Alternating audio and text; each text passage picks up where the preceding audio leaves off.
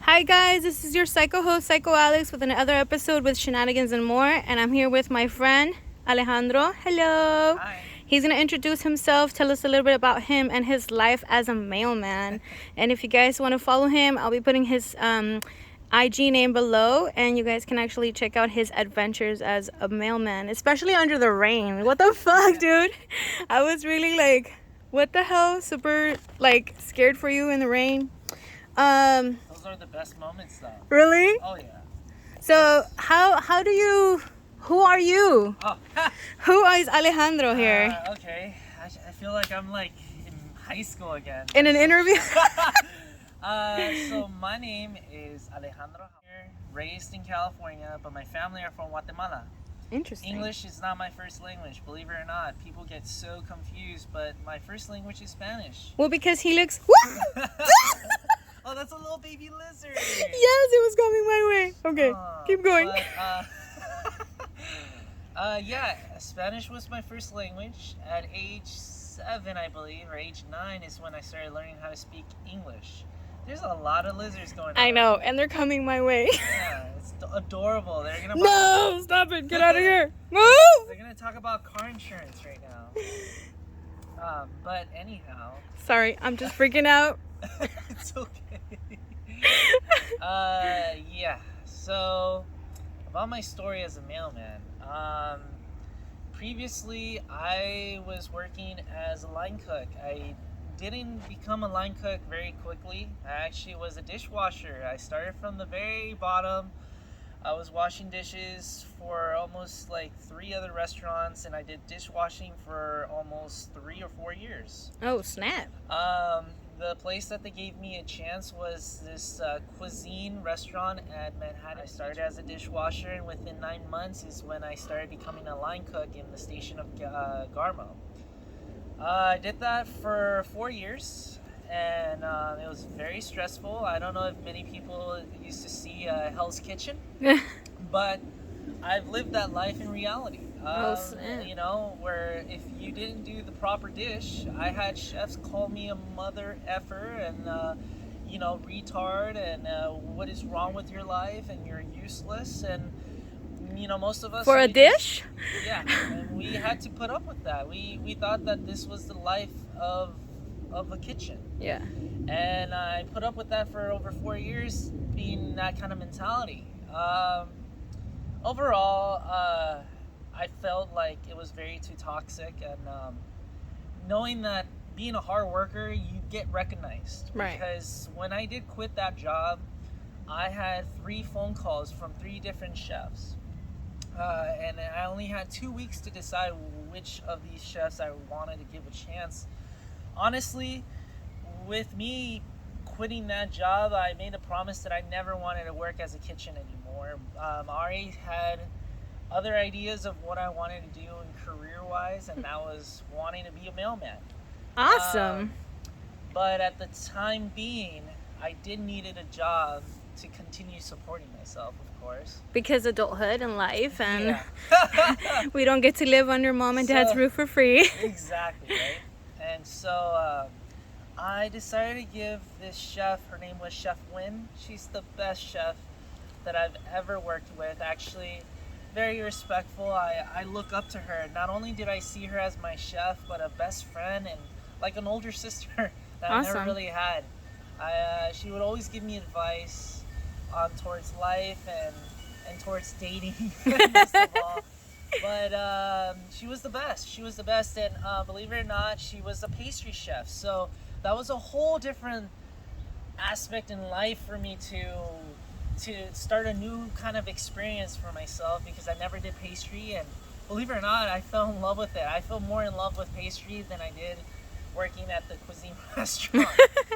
I did that for, I think, almost 2 years. When I started that job, this is when we started hearing news about quarantine, about COVID being spread in China, and within a few months, that's when everything got locked down, and so with that being said, that was my opportunity to make a change in career-wise. I remember that I was very smart with my money. I was saving already to wanting to buy like at least either a computer or a laptop, which I ended up buying a laptop in the end. But with the first check that the government gave to me, I ended up using that money to buy myself my laptop, and with that laptop, I was able to apply for the post office. To let you guys know, you can apply to the post office with your phone. And please, if you're gonna apply to the post office, there's a lot of scammers that are asking for money. It's free. I'm just letting you guys know.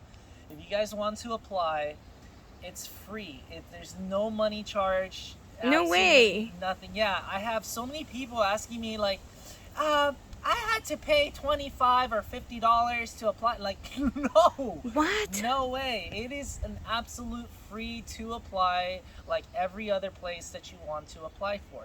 But for sure, you do need a computer or something because it's part government. So right. You have to have a specific tool to apply for the post office. Yeah. Do they do background checks and stuff like most government jobs? My dad back in the day, he applied. I've heard a lot of like older people that also applied, try to apply. Back in the day, from what I was told, there was so much to get to be where you're at, to be where I'm at right now. But I think that with what is going on with what happened with COVID, I think at this point it was more of a crisis. And with that being said, they're not really so like strict. Yeah, and like having to pick people. I think now it's the greatest opportunity for anyone to just apply to the post office and be a mailman. But the thing of what I tell a lot of people is that it takes a big toll off of you. Like, you have to be committed. You have to be very committed. Like, there's no part-time job. You can't say, oh, I want to join the post office, but then at the same time I want to go to school and continue studying. There's absolutely, you can't do two things. This is a one life thing that you have to commit and say to yourself that this is where you want to retire for. Right. I've since me working at this, I've almost gonna hit 2 years. I've seen a lot of faces come and go. Right. Like over 50 faces. Oh, snap. And most of those people is a lot of people with kids and family. Right. The ones that still stood by and hang in there is a lot of single men. Yeah, and I see a few females there, but it's very hard. It's very hard. It's just long hours. At first, your body starts to break down, and so does your mental mind. But I think when you just continue to push yourself, it's like working out in a way, because you continue getting the routine going. Yeah. It's hard to motivate because there's no one there for you to cheer you on. Yeah. But as long as you continue to push yourself, no matter how bad the situation is, no matter how critical, eventually the work is still going to be the same, but it's just easier. Yeah. It's just easier. It becomes easier because no matter what, you get used to the streets, you get used to the people, you get used to knowing what you're doing out there.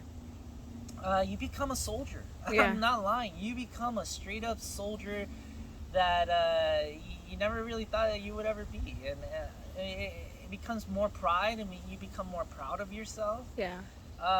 You feel good and in your health, because no matter what, you are putting a lot of steps. Yeah. Yeah, that's for sure. But yeah, eventually, yeah, like I said, I told my pastry chef when I applied to her, I said, listen, I'm only gonna work for you for at least a year or a year and a half, because I'm committed. I want to be a mailman. And she was like, you're not gonna do it. Yeah. No way. I could see her face. But when she saw when I gave her the news that I actually got in, and I was so happy, she was so proud of me actually. And Good. I'm so happy that I got that expression from her. And to this day, she still texts me once in a while to see how I'm doing. Good. Every time when I told her I'm still being a hard worker, she was really proud of that. I started 2 years ago in October. It was an orientation. Since the first day, I realized how strict it was already. Strict in what way? So, first of all, like within background checks, like when you apply, there will be a test. Okay. And it's basically it's like very tricky because it's basically they're gonna ask you the same question but in different Beverage. It's like almost like driving, like when you're getting your license, because I remember that too. In your license when you're I'll pick that up. But in your license, when you're trying to get your license, I remember that in all the questions is like 3 of them is basically they're asking you the Same thing. That's how it is in the post office. They're tricky. You just gotta really say the right words, and once you pass that, there's a time limit too, but it's super easy. I mean, if I could do it, and I'm telling you I have ADHD and dyslexia, I mean, you could do it too.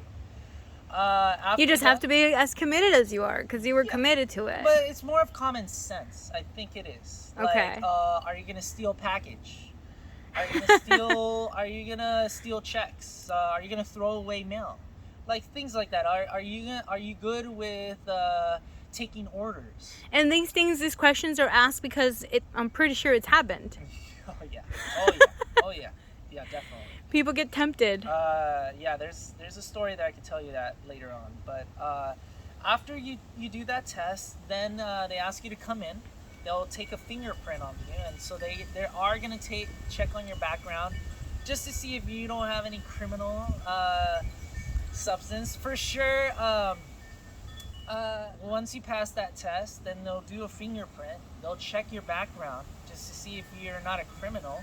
But I've had coworkers here that I still work with, and they went to prison, and they had a second chance. And so if they're there being a mailman, and they're hard workers too, they're very hard workers. Yeah. I mean, I'm letting you know that anybody can join to be a mailman. Yeah. And so, I started in October of 2 years ago.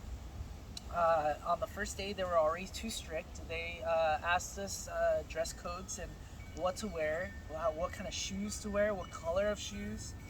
I remember that when I went on the first day, they literally sent someone home just because he didn't have the right shoes. Oh, snap. And I mean, you just, this is... And was it because, I mean, do you know if it was because he couldn't afford it, or he just used his regular shoes, or... I'm not sure. I honestly don't know, because I don't know the guy. But, I mean, that's what I'm saying, like, it's more of just them trying to see how well committed you take orders, basically. And so they asked for black shoes, and the guy was wearing white. And so they sent him home. Sent him home. And that's the thing. You missed one day, you're terminated. That's how it works. It's wow. Very strict. Very strict.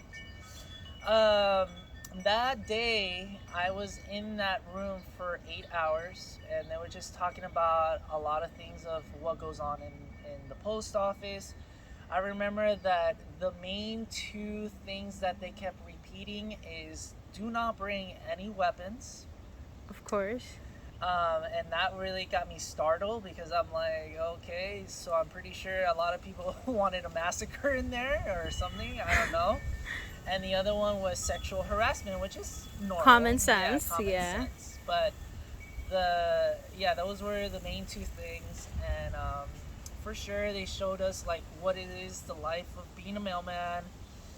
After that, I remember I did that for, I think it was two times, 2 rotations, and then they branched us out.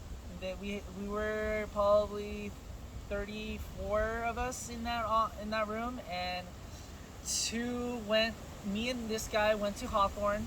A few of them went to San Pedro, to one Echo Park.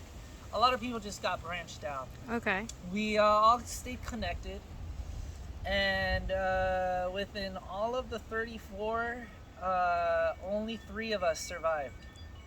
No way. Yeah.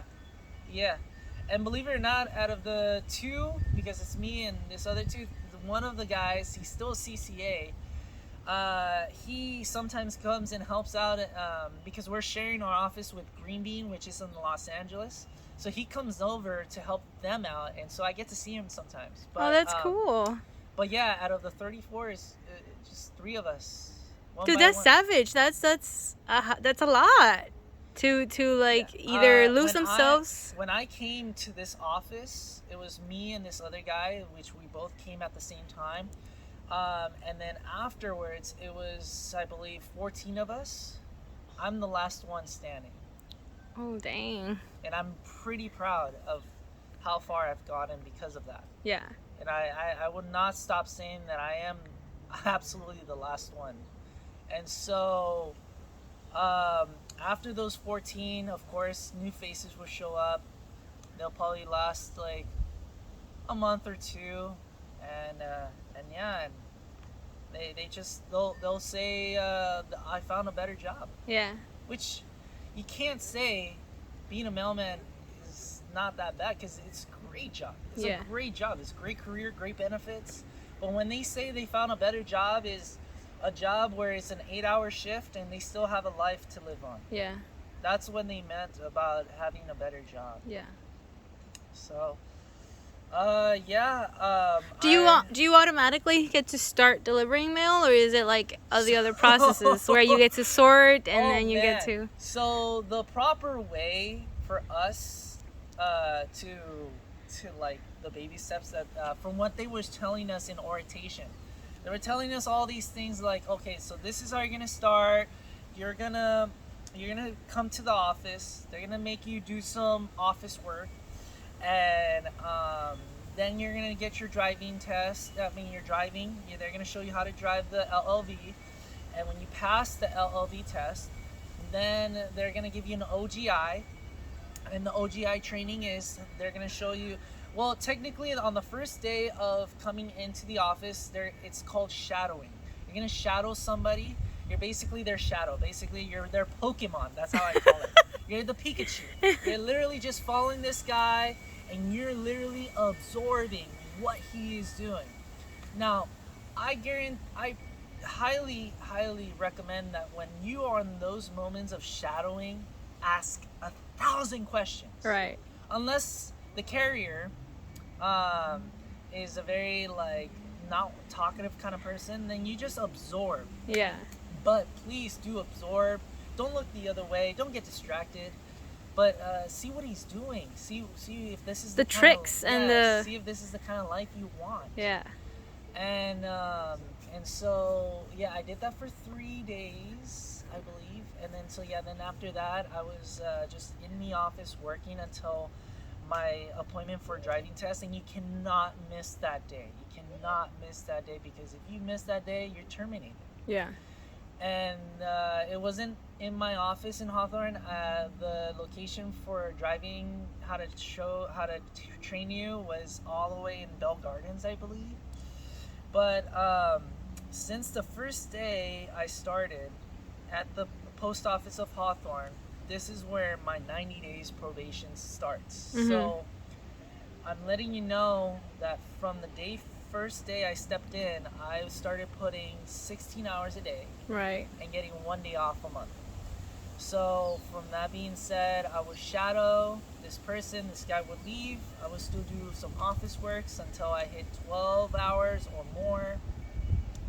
And then it's all on the supervisor's decision if they let you go or not. Oh my God.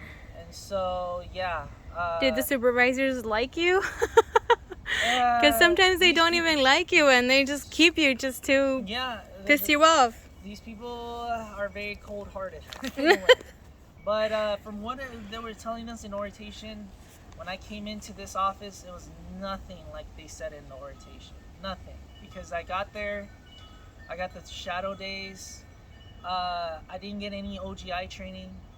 After I passed, after the first day of our driving, training, Yeah. we haven't even passed the test yet. I remember that we were in the room learning how to, like, they're showing us the video, and me and his name was Marco.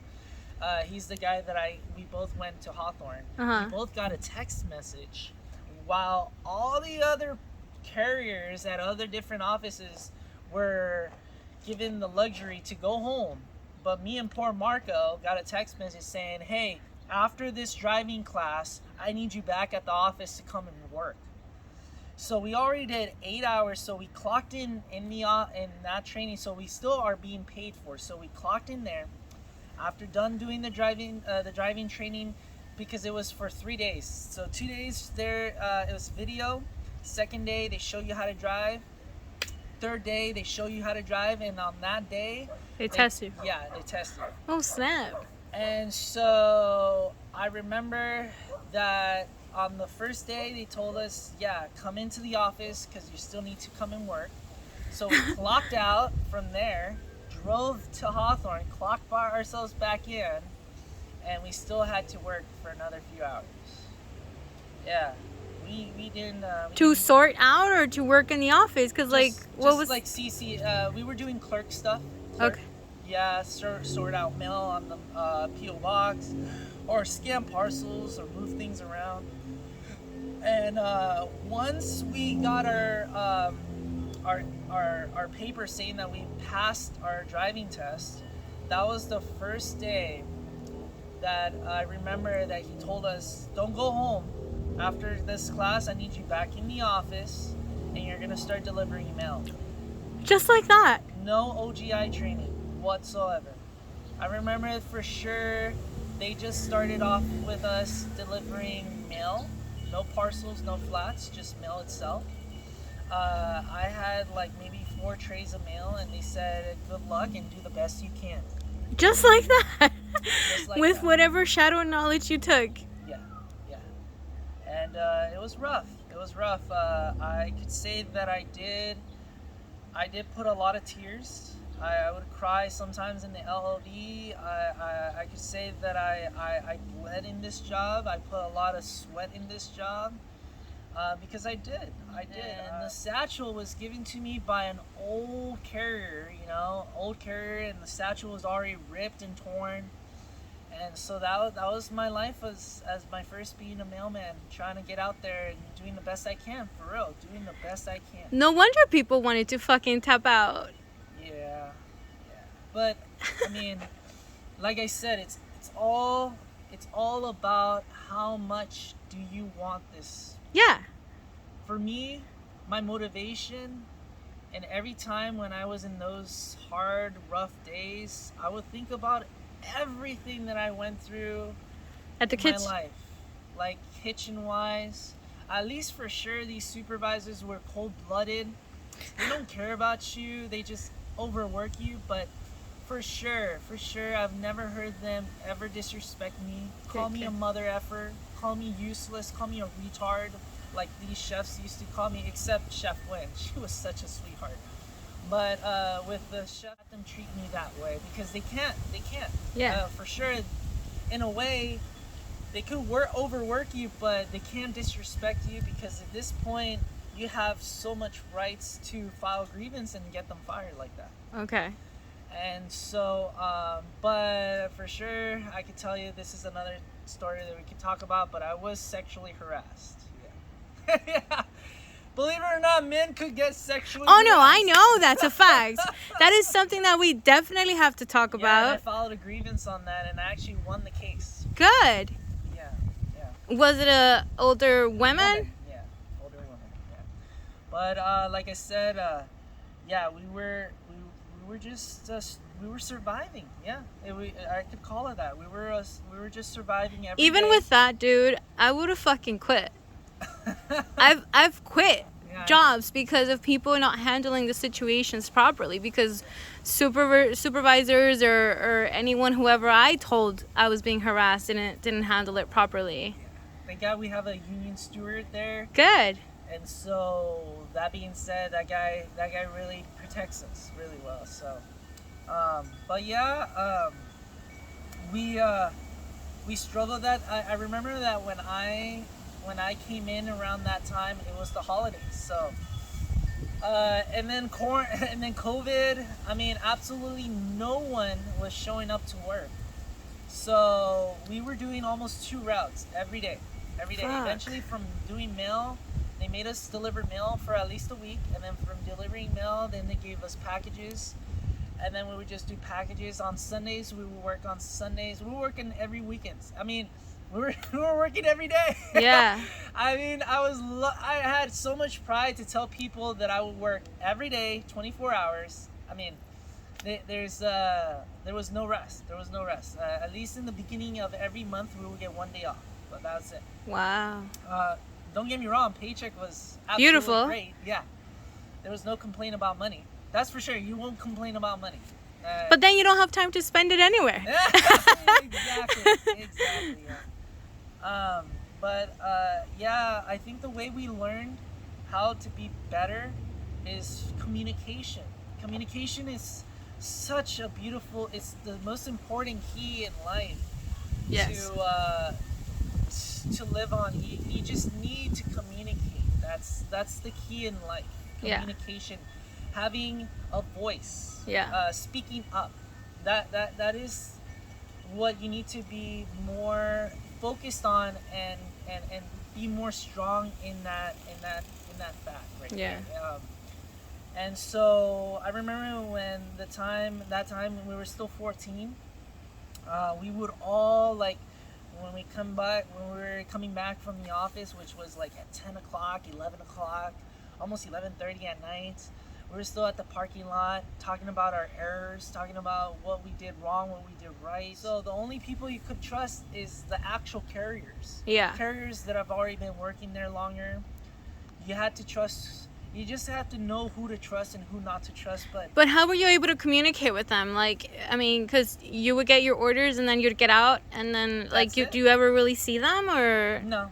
You're your own boss when you're out there on the street. That's what I love. I think that's one of the greatest things that makes me love what I do, because I've always worked with Like groups. with a lot of people. Yeah. And I can say that I don't really work well with other people. Not the fact that I don't get along with them, it's just that I'm a very hard worker. I really want to get the job done. Right. And I mean, and there's a lot of people that sometimes they're in their good days and sometimes they're in their bad days. But in my mentality is that you got to put that aside. Yeah. To get your work you're done. here to focus to work. Yeah. And that's how it was in the kitchen. A lot of people were just slacking off, and I had to babysit them. And that's the one thing that I just got tired. And that's the greatest thing of being a mailman, that once you're out there in the street, it's just on you. Yeah. It's on you. If you want to slack off, You're going to pay the consequences. You're gonna pay the consequences. It's on you. Yeah. But if you're always focused, you always get the job done. You always, do the job. You run your route. If you need to run it, you run it. But you got to break a leg to make things happen. You're always going to come up and come back to the office. You're always going to come out with your chin up high and with so much pride and being proud of how far you've got. Yeah. And so, I think overall, I love just having to work alone in a way. But once I'm in the office, yeah, you kind of have to put up with them in the morning. You could say that I'm already cool with them, with my supervisors. At first, it was horrible. Not knowing what's going on in the streets, not knowing how to really be quick, how to deliver mail. And, eventually at the very beginnings, you would have to bring all, not the majority of the mail, but you will bring a portion of it. And they will always threaten you that if you continue bringing back mail, they'll fire you. What the And hell? So, it was rough. But like I said, work will be the same, but you just gotta push it. Eventually, constantly doing it over and over and over. Believe it or not, I mean, it was to a point where I started dreaming of delivering mail, and it was so sad. Like, in the days of my 90 days probation, I was delivering mail. I only had 4 hours of sleep. Oh my God. And those 4 hours, I felt like I was still delivering mail, and because your days were blurring in of how much stuff you were getting done. And so I would just wake up, and that's one of the greatest things of having sleep insomnia. I'm a very light sleeper. But at the same time, it was really rough for me to get to sleep. But I'm a very strict person. I once that alarm hits up, the first alarm, I'm up. I'm up. No matter how tired I am. I remember my brother gave me a call, would always check up on me, and I was just be like, bro, I'm sleeping while driving. I don't know if I can do this. He's like, bro, you gotta push it, man. Drink some coffee, drink energy drink, get something in your system. But you need to focus, man. You need to wake up, you know? Yeah. Don't use this as an excuse, and you can do it. Yeah, you can do it. You can do it. If you always wanted to join the military, right? Well, this is what it is being in the military. You don't, at least you have the advantage of not having someone to scream at you or waking you, because my brother, he was in the Army. Okay. And he went through boot camp. He went through all that horrible stuff. Yeah. But you could say that I was my own leader. I was the one screaming at myself. I had a whole bunch of sergeants yelling at me in my head. Yeah. Telling me to wake up at a certain time. And get it done. Yeah. So I could tell you that once I got, I don't know if it was my check or it was a letter, but when I realized that I passed my 90 days probation, I broke down in tears in front of my parents. Yeah. I was so happy that it was so much emotions hitting me at one time. I literally fell on the floor, and I started hitting the floor of how happy and how excited I was, because at that point I realized that I had protection. Yeah. Because once you pass your 90 days, you're now being protected by the union, which is so important. Yeah. Because now being protected by the union is more than likely being fired. Yeah. It was more or less than that. Got tired, huh? Yeah. I don't got that much meat on my cheekbone. But yeah, it was a rough time. It was rough times, especially in the like I said, it was in the holidays. I remember that after the holidays, which was still peak season, we started getting at least one day off every week. But this was started in January, somewhere around January 20th of last year. Oh, wow. Of last year. So we started getting our 90 days, somewhere in February or January 20th is when we started getting our at least one day off a week. And that was if you're lucky, because at any time, you could say that your day off is the day before, and they could just be like, oh, we need you tomorrow. I'm sorry. So-and-so didn't show up. We need you to deliver their mail. Oh my God. And you're like, well, I have plans. A doctor's appointment. Yeah. Well, you're gonna have to reschedule. I needed to see my doctors. Yeah. I'm very I can say I'm very healthy, but I have a lot of disorders like my chronic headaches, sleep insomnia, and like I said, my body was also breaking down of so much of being overworked. So I needed to get a physical check. Yeah, it was pretty rough. But you got that handled now, and you're more comfortable now. You're more on the happy side over the hurdle. Always happy, always happy. I remember that on the 90 days probation, after all the peak season, finished and everything, once we kind of got to settle things down, work-wise, started getting very slow and light, that's when they actually send me to OGI training. Yeah. I told them that the only reason I joined the post office is because my brother is a mailman. He's a mailman in Texas of San Antonio. Nice. And he's living such a good life, 8-hour shift. And most of the times, if he has to do overtime, it's either 30 minutes to an hour. Yeah. The latest he's ever been at home from work is at 6 o'clock in the evening. Yeah. And I'm like... And I've checked your stories, and that's if you're lucky. And so I stood up. I speaked up. I, told the postmaster at the time. So during my being sick is when I already, I think it was like a week that I had left for me to pass my 90 days, which I did. And so then finally, when I saw my first check, I was like, because of what happened with them trying to fire me and all that, that's the only reason I broke down, of so much tears of being happy knowing that now they can't do stupid shit like that. Yeah. And I felt like the movie of what's it called, Pursuit of Happiness. Aww. That last part when he starts clapping his hands. Yeah. I mean, that was... Now I understand how I know he was acting, but I mean, if that really happened in real life, now I know the true meaning of working so hard and getting to suck up so much of people, and getting to where you at and finally achieve it. Yeah. I mean, there's nothing that's gonna make me want to quit this job at this point. I worked too hard for it. Yeah. And so after I came back from being sick, I realized that I already got past my 90 days probation, so they are now stuck with me. But it's the life.